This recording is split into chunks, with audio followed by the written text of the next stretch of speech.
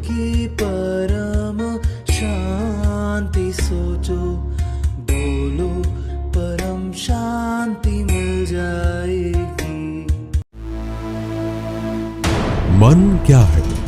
इसका आत्मा के साथ क्या संबंध है? काम, क्रोध, सफलता और विफलता का मन से क्या नाता है? चेतना क्या है? चेतना के कितने प्रकार हैं? यह मनुष्य को कैसे प्रभावित करती है?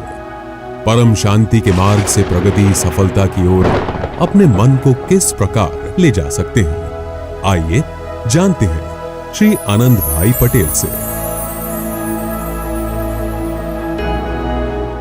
परम शांति। आज हम बात करने वाले हैं बेहद की आत्मा के बारे में, क्योंकि जब हम बेहद का ज्ञान सुनते हैं तो सभी के बीच में एक क्वेश्चन आता है, हर एक के मन में क्वेश्चन आता है, क्या मैं बेहद की आत्मा हूँ? मैं कौन सी आत्मा हूँ? क्या मैं इस ब्रह्मांड की आत्मा हूँ, कि मैं महाब्रह्मांड की हूँ, कि परम महाब्रह्मांड की हूँ, कि मैं यूनिवर्स का हूँ, कि गैलेक्सी का हूँ?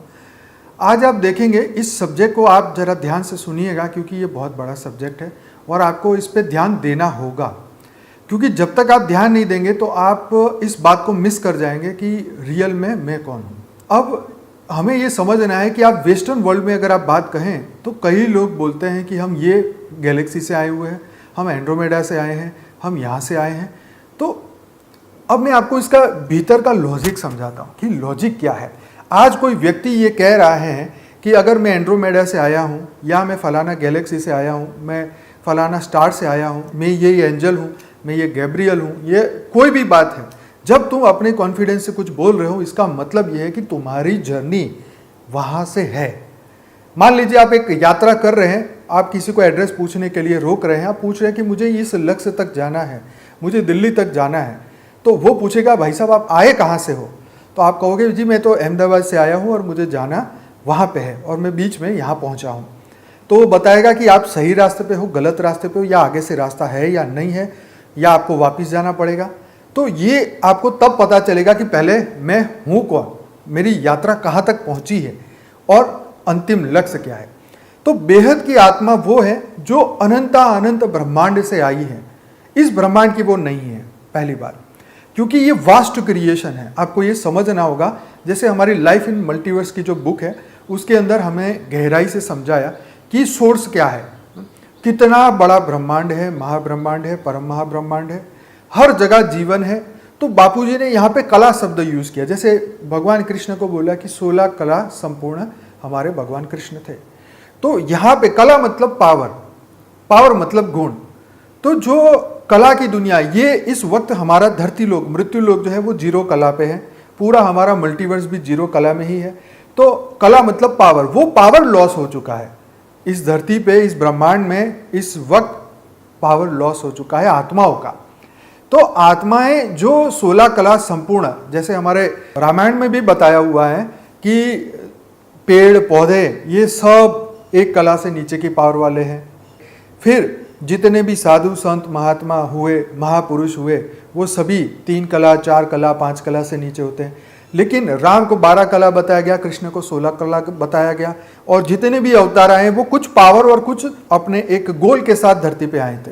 तो ऐसे ही ये पावर जो हमारी कला, वो हमारा सोर्स है। तो हम सब आत्माएं, जो बेहद की आत्मा है, वो बेहद की कला के परम धाम से आए हैं।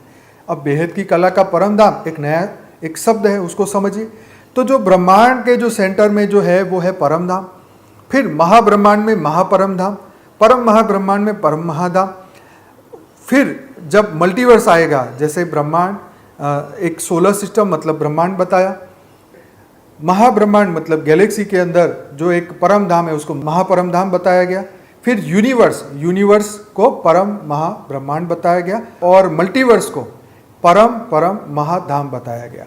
तो हर जगह पे, हर ब्रह्मांड में एक परम धाम है, क्योंकि अनंत शिव है, अनंत शिवों ने अनंत रचनाएं रची है। ऐसे ही शिव के रचयिता महाशिव है, महाशिव के रचयिता परम महाशिव है, उससे भी आगे मल्टीवर्स के जो रचयिता है परम महाशिव है। तो ऐसे अनंत शिव, महाशिव, परम महाशिव ने अनंत क्रिएशन रचा। अब तुम कौन हो? अब हमारी बुद्धि क्या एक्सेप्ट कर सकती है? जैसे कोई सामान्य व्यक्ति को आप कहोगे कि भाई तुम कौन हो, तो बोले नहीं भाई हम तो यहीं के हैं, हम तो इससे बाहर नहीं है। जैसे कुएं में एक मेंढक होता है तो उसको लगता है यही मेरी दुनिया है, लेकिन बाहर जाके देखे तो उसको बाहर पूरी दुनिया दिखाई देती है। तो हमारी बुद्धि पांच तत्व के कारण, अज्ञानता के कारण लिमिटेड हो गई। लेकिन जब हमें ये समझ में आता है कि ये रचना, ये जितना भी हम क्रिएशन देख रहे हैं वो विशाल है, जितना हमारी बुद्धि एक्सेप्ट करेगी, जितना हमारे भीतर रिकॉर्डिंग है, जितना हमारे अंदर वो रिकॉर्डिंग है, उतना हम उसके ऊपर बिलीफ लाएंगे। सीधी सी बात है। आज देखो, किसी भी आत्मा को, कोई पर्टिकुलर धर्म को वो फॉलो कर रहा है तो वो क्यों उसी को ही फॉलो कर रहा है? अगर धरती पे शिव की रचना थी तो शिव को मानने वाले होने चाहिए ना। तो बाहर की फिलोसॉफी कहाँ से आई? वेस्टर्न फिलोसॉफी कहाँ से आई? इतना लंबा क्रिएशन कैसे हुआ, क्यों हुआ? तो ये कहने का मतलब ये है कि सभी का सोर्स अलग है, सभी अलग अलग ग्रहों से, अलग अलग गैलेक्सियों से आए हुए हैं, अपनी उस संस्कारों को कैरी करते हुए, अपनी उस जर्नी को अपने अंदर समाये हुए। तो यह समझ में आता है कि अगर मैं बेहद की आत्मा हूं तो मेरे अंदर वो बेहद का ज्ञान इनबिल्ट है, हमारे डीएनए के अंदर है। जैसे एक गाय का बछड़ा पैदा होता है तो बछड़े को पता है कि माता से दूध कहाँ से पीना है, उसको पता है।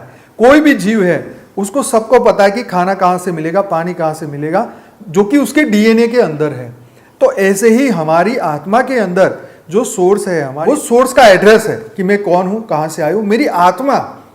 तो जब मैं कई लोगों से मिल चुका हूं, जब हमारा ज्ञान सुनते हैं, समझते हैं, वो लोग सामने से बोलते हैं कि जब भी हम इस ज्ञान को नहीं सुना था, पहले से हम ये ढूंढ रहे हैं कि मैं कौन हूं, मैं यहाँ क्यों हूं, वाई आई एम हियर, मैं धरती लोक पे क्यों मनुष्य बना हूं, क्या कारण है, मैं यहाँ का हूँ ही नहीं।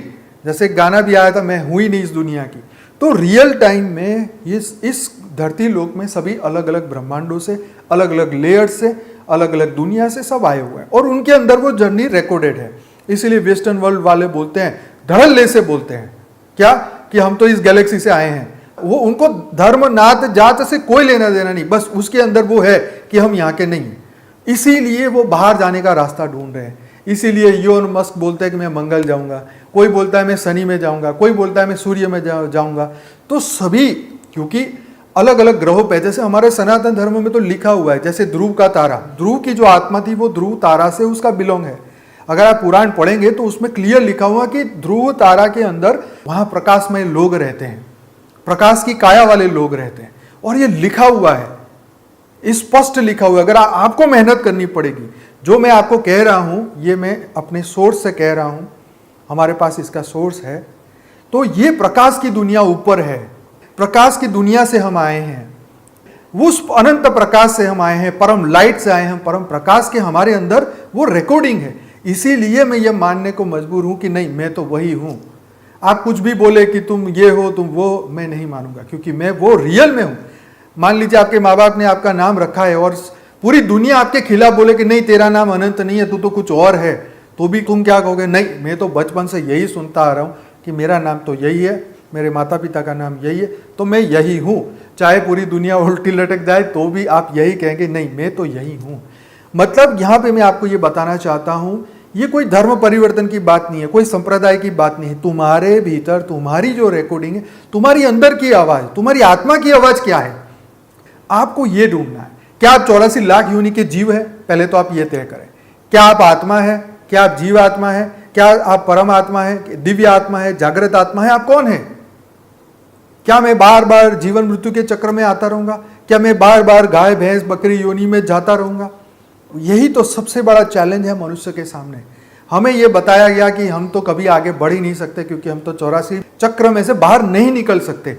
लेकिन रास्ता था, रास्ता है और हमेशा रहेगा। तो उसी को ही तो फ्री विल बोलते हैं। फ्री विल का मकसद यह है कि जो हम चाहे वो हम कर सकते हैं। भगवान कृष्ण ने यही तो बात समझाई, भगवान कृष्ण ने यही तो समझाया कि कौन क्या करेगा क्या नहीं करेगा वो सब उसी के ऊपर डिपेंड है। कोई व्यक्ति सुखी होगा दुखी होगा वो उसकी बुद्धि, उसके ज्ञान के ऊपर डिपेंड है। कौन क्या करे, इसलिए तो तुम्हारा शोक कम करने के लिए भगवान कृष्ण ने बोला, कौन जिएगा कौन मरेगा तुम्हारी समस्या नहीं अर्जुन, तुम अपने कर्म करो। तो हमें यहाँ पे ये बताया गया कि जितने आसपास हमारे आसपास है ये सब एक दिन नहीं रहने वाले, एक दिन वो जाने वाले हैं। हम भी जाने वाले, हम भी परमानेंट नहीं है, ये शरीर परमानेंट नहीं है, हम भी जाएंगे। अगर हमारी वासनाएं, इच्छाएं, कामनाएं रही तो हम फिर वापस आएंगे, फिर जन्म होगा, फिर मृत्यु होगा, क्योंकि ये पहले अनंत बार हो चुका है। पहली बार किसी की मृत्यु नहीं हो रही है।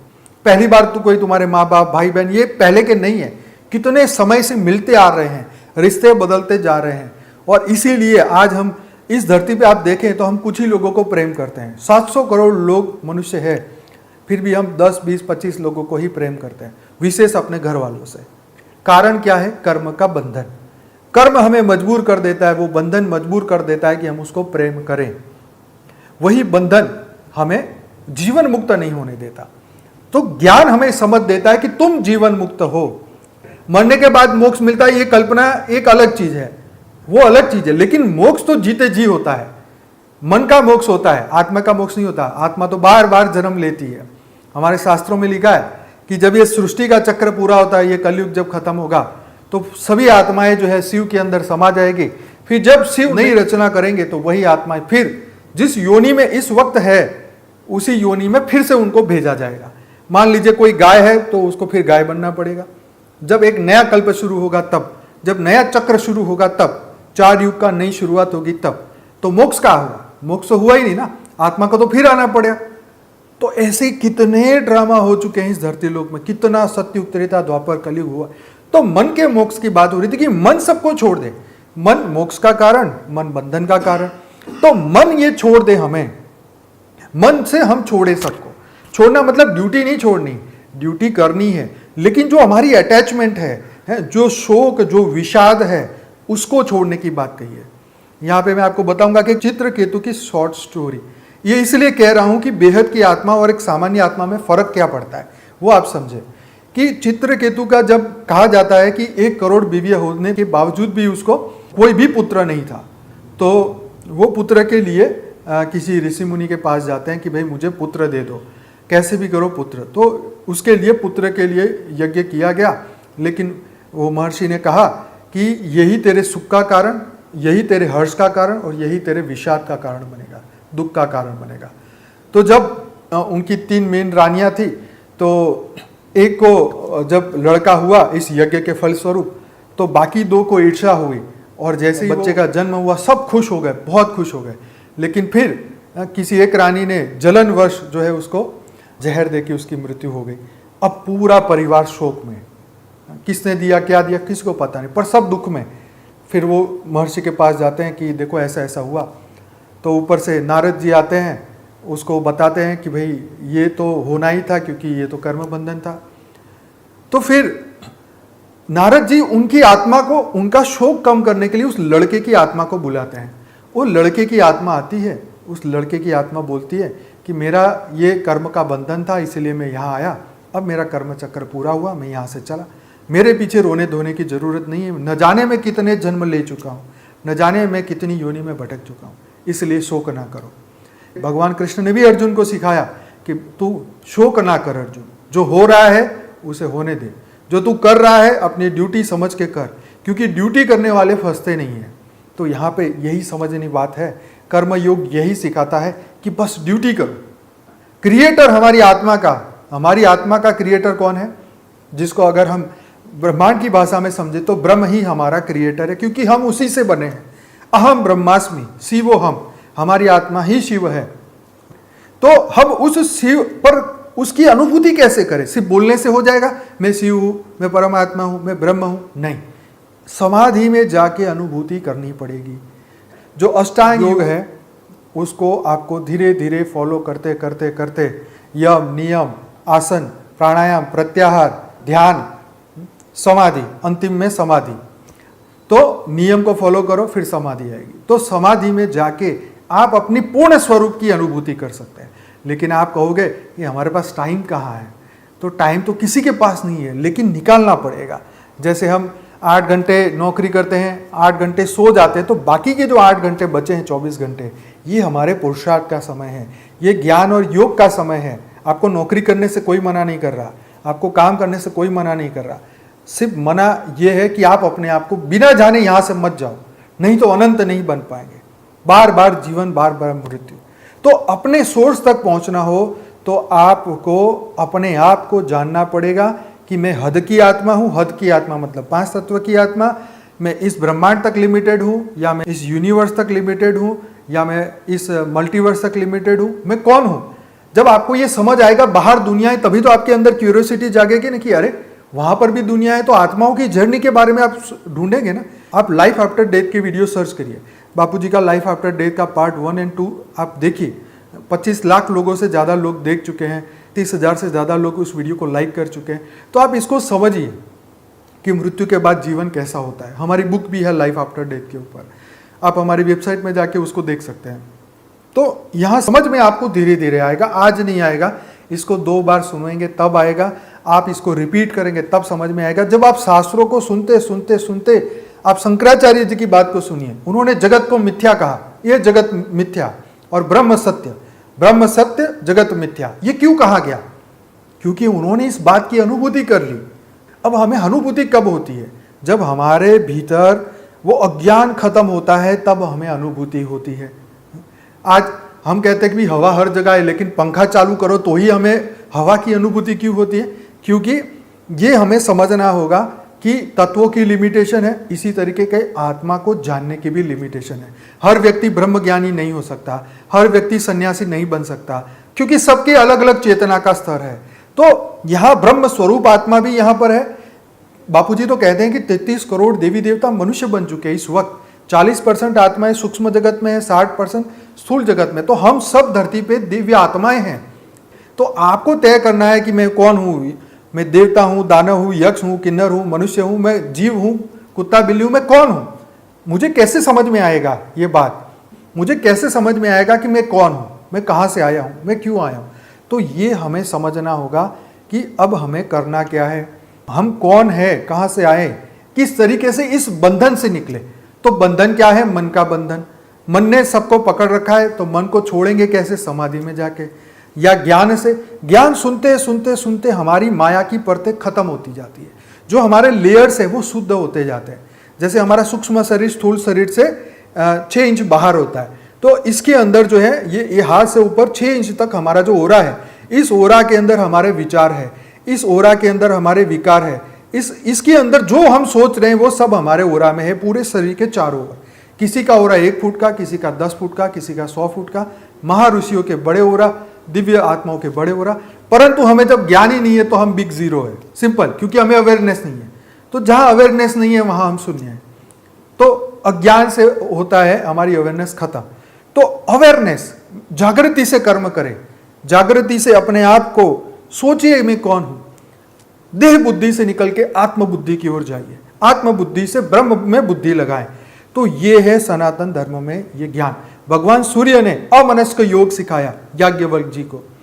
उन्होंने ये अमनस्क योग में यही समझाया कि ये अष्टांग योग के बाद में, समाधि में जाने के बाद में, मन बुद्धि संस्कार से परे होने के बाद में, ब्रह्म में बुद्धि स्थिर करने के बाद तुम जीवन मुक्त बन जाओगे। और जीवन मुक्त आत्मा ही रियल में अपने सोर्स को जान सकता है। तो ये एक एक्सरसाइज है, ये अभ्यास है, ये प्रयत्न है, पुरुषार्थ है। हमें करते करते करते हर दिन करना होगा। सिर्फ ऐसा नहीं है कि एक जन्म में हो जाए, हो सकता है आपको कई जन्म लेने पड़े। क्यों? क्योंकि बीच में ब्रेक बहुत पड़ते हैं। माया ऐसी है कि हमें पकड़ पकड़ के बोलते नहीं नहीं ये सब फालतू की बातें, आ जाओ वापस मजे करो। हमें तो लगता है कि बस हम तो जो हमें आंखों से दिखता है वही सत्य है।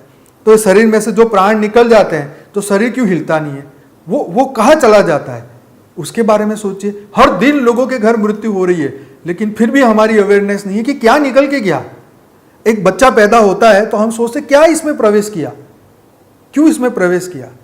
अगर वो हैंडीकैप पैदा होता है तो हम ये सोचते कि भाई क्या हुआ इसको, तो ये ऐसा हुआ। फिर हम कहेंगे उसके माँ बाप के कारण हुआ, किसके कारण हुआ। तो ये शास्त्रों में जाके ढूंढना पड़ेगा, समझना पड़ेगा। शास्त्र झूठ नहीं है, परम सत्य है। जो शास्त्रों को परम सत्य मानता है वही परम सत्य बन सकता है, वही शुद्ध बुद्धि, शुद्ध चैतन्य, परम परम आत्मा बन सकता है, वही जीवन मुक्त बन सकता है। मोक्ष की तो बात ही नहीं करता, क्योंकि महापुरुष तो मोक्ष की बात करते ही नहीं है। वो तो कहते हैं मोक्ष की जरूरत है क्या, तुम ब्रह्म ही हो तो तुम्हारे को मोक्ष काय का। तो मोक्ष तो मन का होता है, क्योंकि मन में वासनाएं हैं, मन में चिंताएं, टेंशन, स्ट्रेस, तनाव सब कुछ है। तो मन को मुक्त करने के लिए ज्ञान चाहिए। अमृत की बात जब आती है, ज्ञान अमृत, तो देवता अमृत के पीछे है, असुर भी अमृत के पीछे थे। लेकिन असुरों को क्यों नहीं मिला? क्योंकि उन्होंने समझा कि शरीर ही हमारी आत्मा है, शरीर को खुश करो, कुछ भी करो, खाओ पियो मजे करो, बस शरीर को खुश करो। और देवताओं ने समझा कि ये शरीर तो नाशवंत है और उनका भी एक समय है। ब्रह्मा का एक दिन जैसे ही खत्म होगा तो देवताओं का आयुष्य खत्म हो जाएगा। जैसे हमारा 100 साल का आयुष्य है तो ऐसे ही उनका ब्रह्मा का एक दिन का आयुष्य है। तो उनको भी पता है कि इस आयुष्य से पहले कुछ भी गलत कर्म नहीं करने। अगर उनको ये ब्रह्म ज्ञान हुए तो बाकी देवताओं को भी ब्रह्म ज्ञान नहीं होता, उनको भी आत्मज्ञान नहीं होता। उसका एग्जाम्पल केनो उपनिषद में एक बढ़िया सी स्टोरी में बताया गया। जब देवताओं के जो गुरु थे उन्होंने उनको आदेश दिया कि जाओ आत्मज्ञान लेने के लिए धरती पे जाओ, प्रजापति के आश्रम में जाओ, वहां पे ब्रह्मचर्य पालन करना और फिर वो आत्मज्ञान लेके आना। ऐसे ही असुरों के गुरु, दैत्यों के जो गुरु थे, उन्होंने उनको बोला, उन्होंने विलोचन जो कि असुरों का एक प्रतिनिधित्व, उनको बोला विलोचन को कि तुम भी जाओ आत्मज्ञान लेने, क्योंकि इंद्र भी जा रहा है, तुम भी जाओ। तो वो प्रजापति के आश्रम में दोनों ही साथ में आए, दोनों ही 1 साल का ब्रह्मचर्य का पालन किया, फिर वो आत्मज्ञान की ओर आगे बढ़े। तो विलोचन इतना ही सुन के जब उन्होंने पानी में उनको अपनी छवि दिखाई और बोला कि इसके अंदर आत्मा है, तो उन्होंने सोचा कि ये शरीर ही आत्मा है। बस इतना समझ के विलोचन चला गया और उनको ये अमृत नहीं मिला। जबकि इंद्र को धीरे धीरे समझाया गया ये जो शरीर के भीतर है वो आत्मा है। फिर इंद्र ने सोचा कि अगर शरीर बार बार मरता है तो आत्मा का क्या होगा, क्योंकि आत्मा के टुकड़े नहीं होते। तो उन्होंने वो अमृत पाया, तभी वो ऊपर के डायमेंशन में स्वर्ग में तीसरे लोक में रहते थे और आसुरी बुद्धि वाले उनको अलग वहां पे दिया गया कि तुम पाताल में रहो, रसाताल में रहो, क्योंकि ये तुम्हारा साम्राज्य यहाँ है। तो पहले के युग में व्यवस्था थी कि धरती लोक पे मनुष्य रहेंगे, देवता ऊपर रहेंगे, असुर नीचे रहेंगे। लेकिन उनकी बुद्धि में फेर होता गया और सब एक दूसरे की जगह एक्रोचमेंट करने लगे और धीरे धीरे वो पाताल लोक से धरती पे आ गए और धरती से फिर स्वर्ग में पहुंचे। फिर वो ब्रह्मापुरी तक पहुंचे, ब्रह्मा जी की भी सीट लेने के लगे। तो ये सब तमो प्रधान खेल चल रहा है बुद्धि का। तो ये मन को शुद्ध करने के लिए कोई प्रयत्न नहीं करता, मन शुद्धि का कोई कारण इंपॉर्टेंस नहीं समझता। कोई क्रोध कर रहा है तो हमको लगता है ये क्रोधी है, पर क्रोध कोई बुरा थोड़ी ना है। लेकिन क्रोध कितना खतरनाक हो सकता है कभी आपको समझाएंगे। एक छोटे से एग्जाम्पल से समझाऊं। एक नौकर था जो अपने मालिक से पैसे उधार मांगता था और मालिक ने एक बार दिए थे तो वो वापस नहीं कर रहा था। तो बार बार उसको जब भी वो पैसे मांगे तो उसको 2 बातें सुना दे, तो वो क्रोध करके नौकर को मना कर देता था। तो एक दिन नौकर को आया गुस्सा, उसको इतनी ग्लानि हुई क्योंकि उसने कुछ बुरी बातें बोली, उसने अपने पे केरोसिन डाल के अपने आप को जलाया और जाके सेठ को लिपट गया और दोनों ही मर गए। तो ये क्रोध कितना खतरनाक हो सकता है, इसकी ये एग्जाम्पल मैं आपको बता रहा हूं। काम, क्रोध, लोभ, मोह, अहंकार, ये विकार है, ये नेगेटिव एनर्जी है। इसको मन से हटाना होगा, तभी मन शुद्ध होगा। और मन शुद्ध होगा तभी हम आत्मा को पहचान पाएंगे। फिर हम ज्ञान लेंगे, आत्मज्ञान, फिर ब्रह्म ज्ञान, तो ब्रह्म स्वरूप बन पाएंगे। तो ये जर्नी है बेहद की आत्माओं की। जब तक ये ब्रह्म का, इस ब्रह्मांड का ज्ञान आपका पूरा नहीं होगा तब तक आप आगे की जर्नी नहीं कर पाएंगे। तो ये शास्त्रों का ज्ञान सुनना बहुत जरूरी है। उसी से आत्म कल्याण होगा और उसी से आगे की जर्नी, आगे का विजन मिलेगा। जैसे आप गाड़ी लेके जा रहे हैं तो आपको सिर्फ 100 या 200 मीटर ही आगे दिखेगा। आपको 1000 किलोमीटर जाना है तो आप यहाँ बैठे बैठे 1000 किलोमीटर नहीं देख सकते। लेकिन जो 200 मीटर की आप जर्नी कर रहे हो उसके ऊपर विश्वास करो, उसके ऊपर उसको देखो और उस पर चलो। तो 200 मीटर 200 मीटर 200 मीटर करते करते करते आप 1000 किलोमीटर चले जाओगे। लेकिन आप 200 मीटर पे ही विश्वास नहीं करेंगे तो वहीं रुक जाएंगे। तो हमारे पास लिमिटेड समय है, लिमिटेड एनर्जी है, लिमिटेड सोर्स है, आत्मा की पावर भी लिमिटेड है। उस सोर्स को सही तरीके से उपयोग करते करते इस जर्नी को आगे बढ़ाओ, आत्मज्ञान की ओर आगे बढ़ो। जिनको भी आप अपने इष्ट समझे, जिनको भी आप अपना गुरु समझे, उन गुरु से ये ब्रह्म ज्ञान की व्याख्या समझे। बहुत इंपॉर्टेंट है जीवन में। अगर ब्रह्म ज्ञान नहीं मिला तो हमारा ये जीवन तो नष्ट है, दोबारा फिर जन्म होना पक्का है और फिर यही जहां से हम रुके थे वहीं से शुरुआत होगी। चाहे हम आत्महत्या करें, चाहे हम शरीर छोड़ दें, हम भूत बने, प्रेत बने, कुछ भी बने, लेकिन ये जर्नी तो करनी होगी अगर आप पूर्णता को पाना चाहें। नहीं तो रिवर्स जर्नी आप कभी 84 लाख योनि में भटक सकते हैं। ये तो फ्री विल अपनी बुद्धि से होने वाला है, अपने अज्ञान और अज्ञान से ये होने वाला है। तो इसीलिए बेहद का ज्ञान, बेहद की आत्मा, बेहद की जर्नी, आत्माओं की जर्नी को समझना बहुत जरूरी है। और आने वाले एपिसोड में आप हमें इसी तरीके से सुनते सुनते आप पहुंचेंगे आगे। आपका बहुत बहुत धन्यवाद। बेहद की परम आशा।